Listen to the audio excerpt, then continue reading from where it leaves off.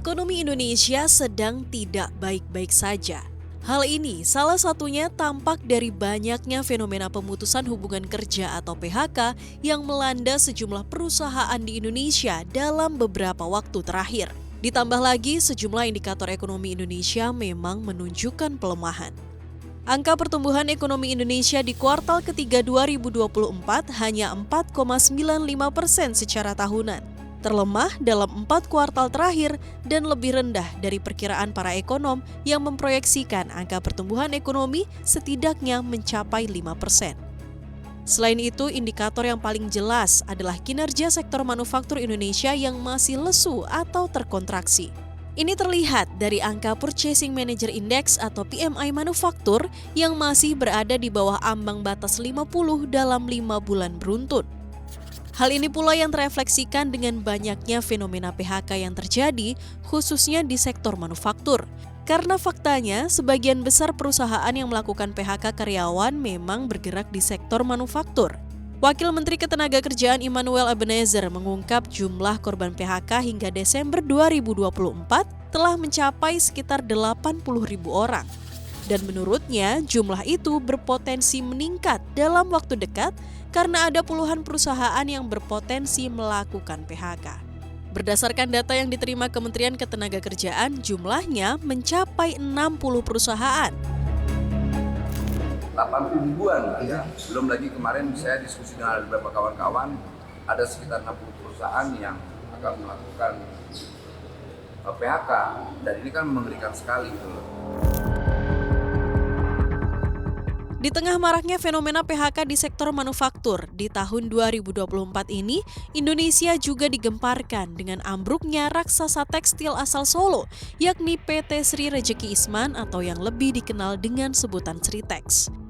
Sritex diputus pailit oleh Pengadilan Negeri Niaga Semarang pada 21 Oktober 2024. Hal ini pun memicu kekhawatiran akan adanya PHK terhadap sekitar 50.000 karyawan dari emiten tekstil berkode saham Sril tersebut. Dapat dibayangkan lonjakan angka PHK yang dapat timbul akibat bangkrutnya Sritex. Terlebih, Mahkamah Agung juga telah menolak permohonan kasasi Sritex atas status pilotnya tersebut. Pemerintah pun berjibaku menyelamatkan raksasa tekstil asal Solo tersebut. Di bulan Oktober 2024, sebelum adanya putusan terhadap permohonan kasasi Sritex, pemerintah telah menegaskan komitmennya dalam menyelamatkan perusahaan tersebut. Menko Perekonomian Airlangga Hartarto mendorong Sritex tetap berproduksi meski diputus pilot oleh Pengadilan Negeri Niaga Semarang.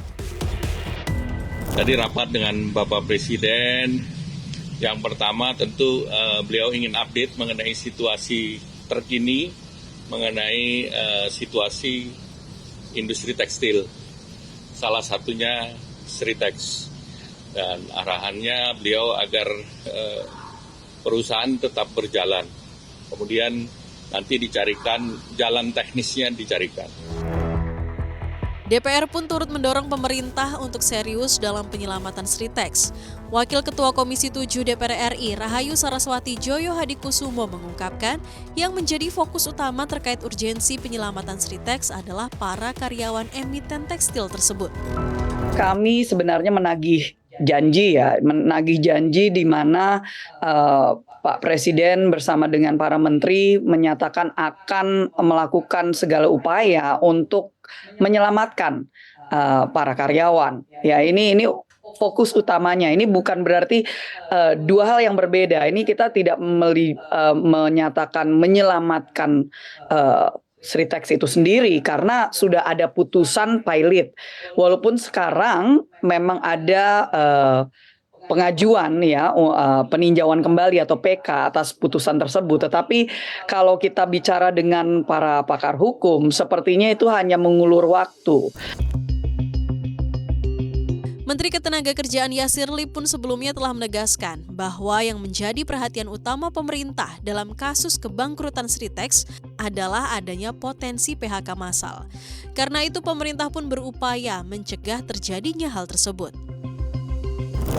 Terkait tentang Sritex, pemerintah memang sangat concern, gitu ya, bahwa PHK itu tidak boleh terjadi.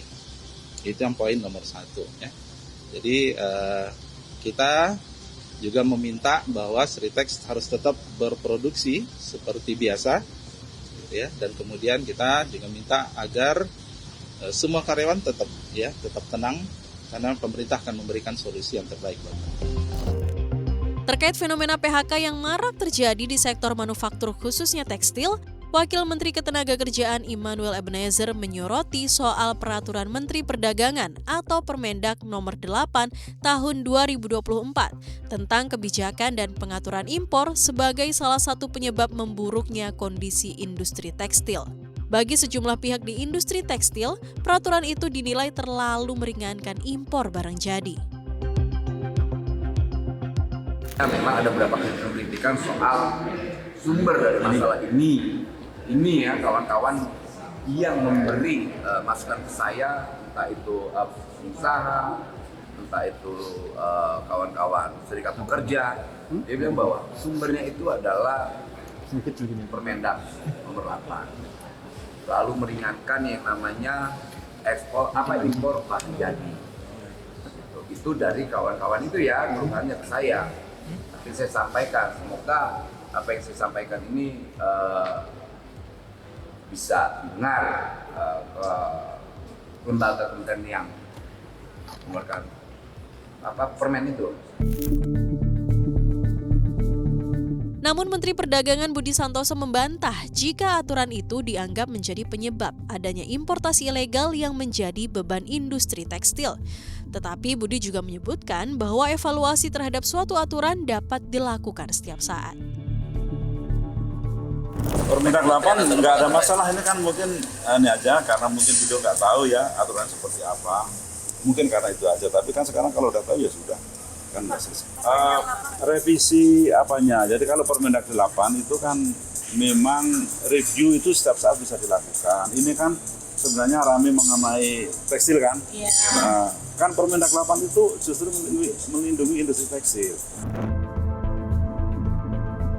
Evaluasi dari Permendak Nomor 8 juga menjadi harapan para pelaku industri tekstil. Hal ini disampaikan oleh Ketua Umum Asosiasi Produsen Serat dan Benang Filamen Indonesia atau APSIFI, Retma Gita Wirawasta. Retma juga mengungkapkan bahwa pemerintah perlu memberikan perlindungan pada industri tekstil di dalam negeri. Jangan dilupakan juga terkait permasalahan intinya gitu ya. Permasalahan apa sih sebetulnya yang membuat Sritex dipilotkan? Ini kan sebetulnya bukan masalah Sritex saja gitu. Ini masalah industri tekstil secara keseluruhan. Barang-barang impor ilegal dan import-import yang legal pun itu membanjiri pasar dalam 2 tahun terakhir dan itu dibiarkan oleh pemerintah. Jadi sebetulnya itu yang membuat industri tekstil terpuruk, dan Sritex ini kan isu udah dibicarakan lebih dari 2 tahun ya. Dan ini Sritex memantik kembali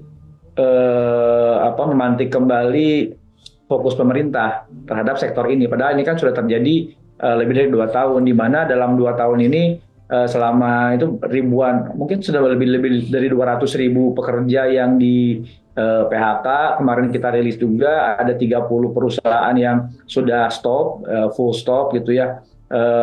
Dan ini juga kan menjadi perhatian pemerintah tapi tanpa solusi yang konkret, sehingga Sritex ini memantik kembali perhatian pemerintah gitu. Jadi saya kira memang Permendak 8 ini juga harus menjadi concern untuk direvisi kembali agar import yang legalnya pun juga bisa dibendung. Selain itu juga sebetulnya ada cara lain, yaitu trade remedies ya, dalam hal ini bisa anti-dumping maupun safeguard. Fenomena PHK massal di industri manufaktur Indonesia termasuk tekstil ini terus menjadi sorotan berbagai pihak di sepanjang tahun 2024. Hal ini pun semakin meningkatkan kekhawatiran terhadap fenomena deindustrialisasi dini di Indonesia.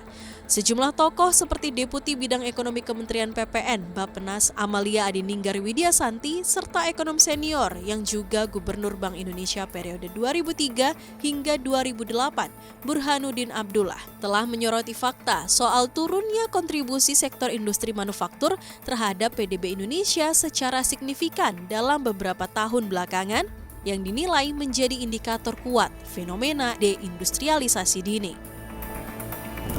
Salah satu yang paling sering dicermati dan kita lihat adalah gejala deindustrialisasi dini. Bapak Ibu, dulu di tahun 2000, sekitar 2000-an, share industri manufaktur terhadap PDB mampu menembus sekitar 32%.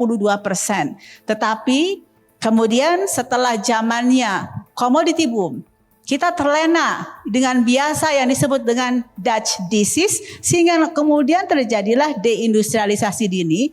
Apa artinya deindustrialisasi dini? Artinya adalah kita belum mencapai negara maju, tetapi sektor industri manufaktur kita kontribusinya terhadap PDB sudah menurun. Padahal idealnya kalau kita mau loncat menjadi negara maju, biasanya sektor industri manufakturnya itulah yang menjadi prime mover dan memberikan kontribusi terhadap pertumbuhan terhadap PDB yang cukup tinggi. Kita kan hafal sekali yang disampaikan tadi oleh Pak Menko, barangkali juga di media sering disebutkan. Terjadi semacam deindustrialisasi dini. Saya ingat benar tahun 96 di akhir pemerintahan Orde Baru, share industri kita terhadap PDB itu 29%. Hampir kita itu 30%.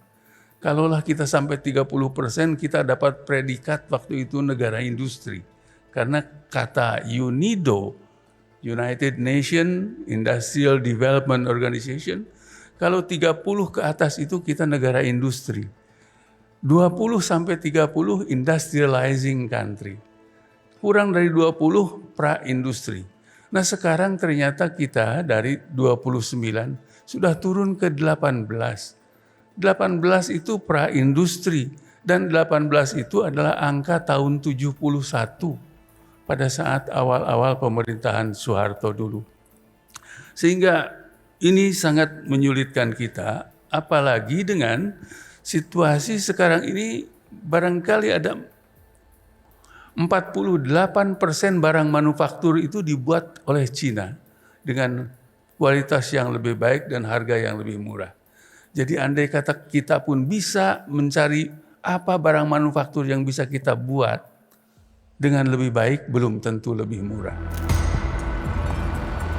Pada akhirnya persoalan di sektor manufaktur dan deindustrialisasi dini di Indonesia ini menjadi pekerjaan rumah besar yang harus dibenahi oleh para pengambil kebijakan demi mencapai tujuan besar menjadi negara maju di tahun 2045 dan menjaga perekonomian rakyat Indonesia, khususnya para pekerja yang saat ini tengah merana dihantam badai PHK.